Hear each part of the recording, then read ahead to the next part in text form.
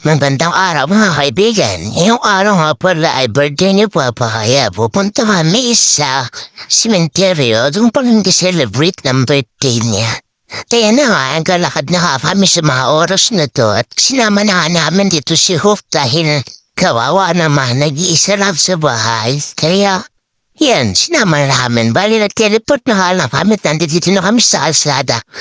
At ayan, likot na likot talaga si Hope dahil ngayon lang ulit nakagala. At ayan nga, nandito na kami sa aming grahe para sumakay na at na mapabilis na kami sa aming patutunguhan.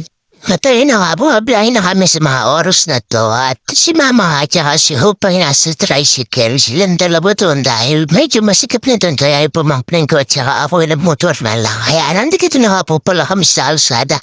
Malapit-lapit na kami sa simenteryo at nagte-teleport lang kami para makarating na doon. At ayun na nga, nag-teleport na nga kami. Nandito na tayo sa simenteryo. Bali, nauna na nga po pala dyan yung kapatid ko tsaka yung pamahin ko na si Joe. Bali, nag-ayos na nga pala sila dito. Buti na lang may tent at tsaka upuan na nahiram dito kay Kuya. Mabait niya pala yung katiwala dito ay hayaan na pahiram kami ng upuan at lamesa. Nakakamiss talaga pagkat natusama-sama kami. Buo yung paminggan. Ano problema? Kaya lang nakakalungkot kasi kumanti na lang kami dahil nabawasan na kami. Ilan na rin yung nawala sa pamilya. Nakakamiss din talaga. At ayun nga, namapadla ako ng konti para bisitahin naman daw si ate.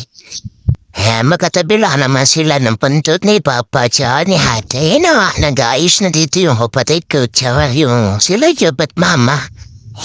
Nakakamiss na ngayon sama-sama kami. Kaya nga umakatawag Papa. Happy birthday pa. Miss na miss ka na namin at ito nga si Hope.